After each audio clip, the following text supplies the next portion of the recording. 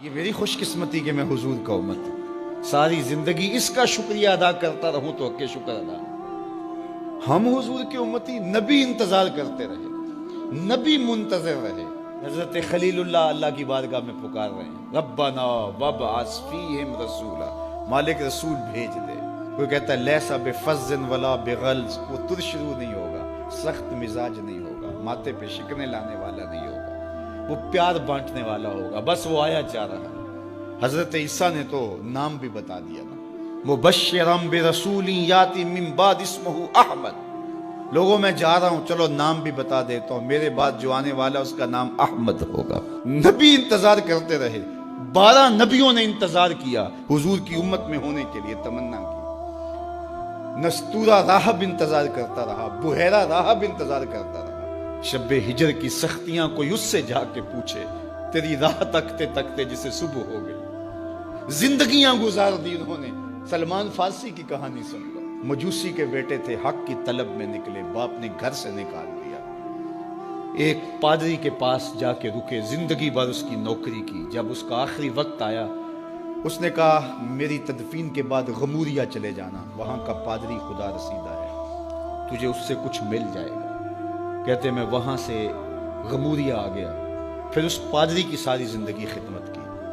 جب وہ مرنے لگا تو اس نے کہا کوئی ایسا شخص نہیں ہے جس کے پاس اب میں تجھے بھیجوں، لیکن نبی آخر الزماں کے ظہور کے لمحے آ گئے، تو یہاں سے یثرب چلا جا، وہ اس نبی کی ہجرت گاہ ہوگی، تیری زندگی سنور جائے گی، تو نے بڑی محنت کی ہے، بڑی نوکری کی ہے میری۔ کہتے میں نے اس کو کہا کہیں ایسا نہ ہو میں دھوکہ کھا جو مجھے کوئی نشانی بتا دے۔ اس نے کہا 3 نشانیاں، ایک صدقہ نہیں لے گا، دوسرا ہدیہ رد نہیں کرے گا، تیسرا 2 کندھوں کے درمیان مہر نبوت ہو۔ کہتے ہیں میں نے اس کی تدفین کی، یثرب کی جانب جاتے ہوئے ایک قافلے میں شامل ہو گیا، انہوں نے مجھے پکڑ کے اپنا غلام بنا لیا، لیکن میرے پہ مہربانی یہ کی کہ مجھے بیچا جا کے مدینے میں۔ ایک یہودی نے مجھے خرید لیا، میں اس کے باغ میں گوڈی کرتا تھا، کام کرتا تھا، کھجوریں توڑتا تھا، لیکن میں انتظار میں تھا کہ کبھی وہ نبی آخر الزماں آئے تو مجھے دید ہو، کبھی عرش پر، کبھی فرش پر، کبھی ان کے در، کبھی در بدر۔ غم عاشقی تیرا شکریہ، میں کہاں کہاں سے گزر گیا۔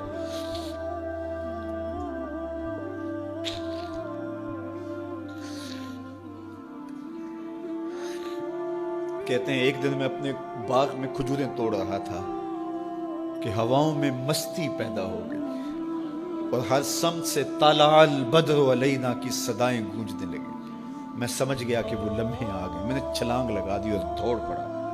میرے آقا نے سمجھا شاید غلام بھاگ گیا، اس نے دوڑ کے مجھے پکڑ لیا۔ میں نے اس کو کہا کہ میں نوکر تیرا ہی ہوں، لیکن دل نوکر کسی اور کا ہے، میں بھاگوں گا نہیں، مجھے جانے دے۔ میں کچھ کھجوریں لے گیا تھا صدقے کی نیت سے، جا کے حضور کو پیش کی۔ آقا کریم نے فرمایا ہم نبی صدقہ نہیں لیتے۔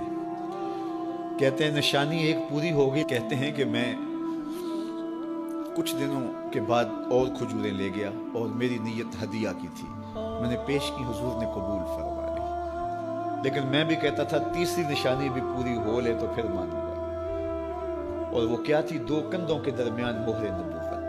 کہتے ہیں ایک دن حضور میرے باغ میں آئے اور آقا کریم نے اپنے مبارک کندھے پہ چادر رکھی ہوئی تھی اور چادر کی اوٹ میں مہر نبوت چھپی ہوئی تھی، اور میں پیچھے ہو کے دیکھتا تھا، اور میری آرزو یہ تھی کہ کوئی تیز جھونکا ہوا کا آئے اور چادر ہٹ جائے اور میں مہر نبوت کی زیارت کر لوں۔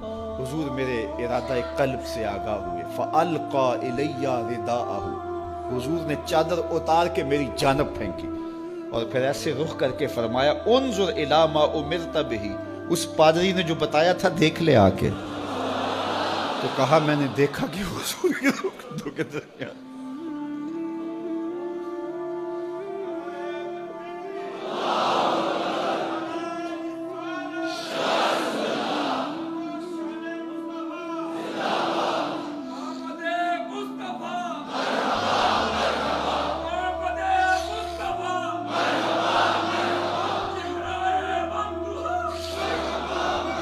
شب ہجر کی سختیاں کوئی اس سے جا کے پوچھے، تیری راہ تکتے تکتے جسے صبح ہو گئی۔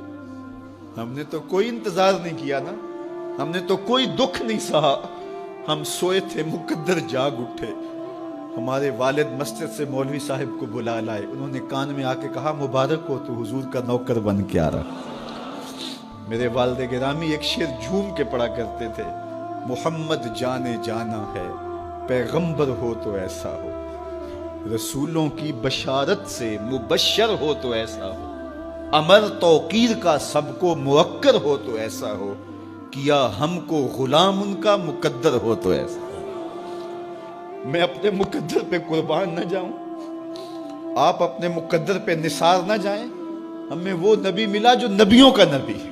بنو سعد کے مقدر بھی جاگ اٹھے، اللہ اکبر، کیا وہ خوش نصیب وادیاں تھیں، کیا وہ خوش بخت پہاڑ تھے بنو سعد کے، جہاں حضور نے زندگی کے ابتدائی سال گزارے۔ اللہ اکبر۔ حضرت حلیمہ سعدیہ کہتی ہیں جب میں حضور کو گھر لے گئی تو میرے گھر میں روشنیاں آ گئیں، باقاعدہ عورتوں نے کہا حلیمہ تو اتنی امیر ہو گئی ہے رات کو بھی دیا نہیں بجھاتی۔ بڑے امیر کبیر گھرانوں میں بھی رات کو لوگ دیا بجھا دیا کرتے ہیں، لیکن تو اتنی ہی امیر ہو گئی ہے کہ رات کو بھی تیرے گھر کا دیا نہیں بجھتا۔ تو حلیمہ سعدیہ نے کہا آؤ میں تمہیں بتاؤں میرے گھر میں دیا کون سا روشن۔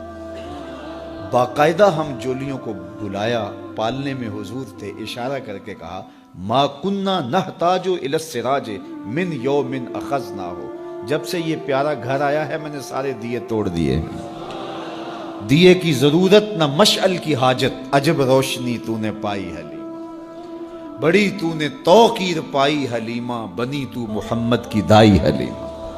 کہا ما کننا نحتاج الی السراج من یوم اخذناہ، جب سے یہ پیارا گھر میں آیا ہے میں نے سارے دیے توڑ دیے۔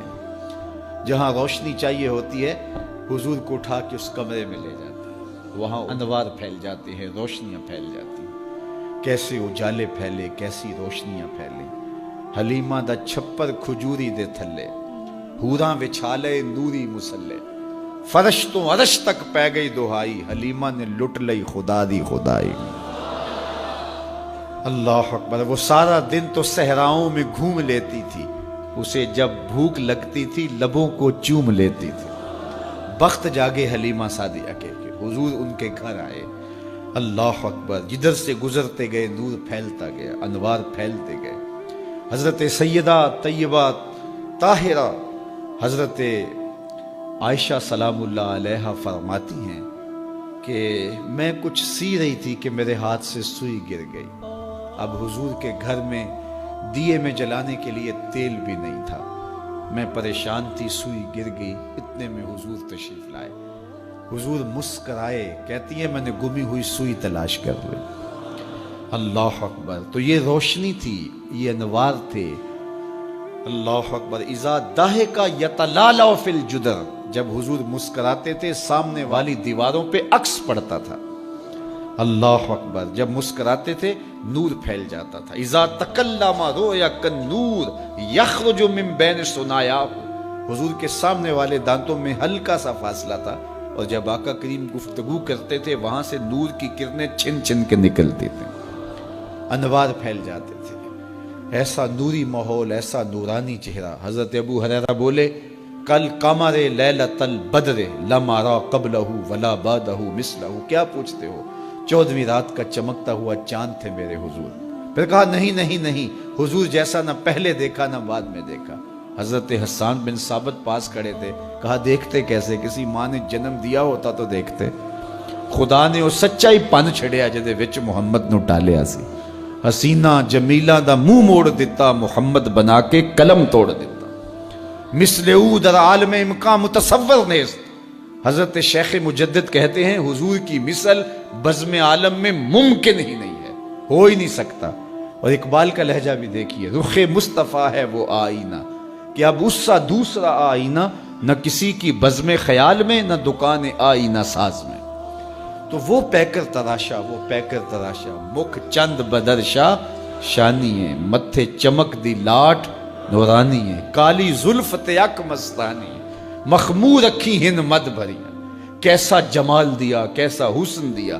اچھا بریلی کے امام سے بھی پوچھ لیجئے، اللہ اکبر، بل بل نے گل ان کو کہا، کمری نے سروے جاں فضا، بلبل کی منتہائے پرواز تو یہی ہے نا، کسی کو پھول کہتے.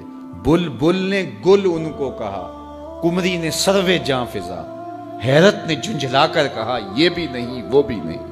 خورشید تھا کس زور پر، کیا بھر کے چمکا تھا قمر، بے پردہ جب وہ رخ ہوا یہ بھی نہیں وہ بھی نہیں.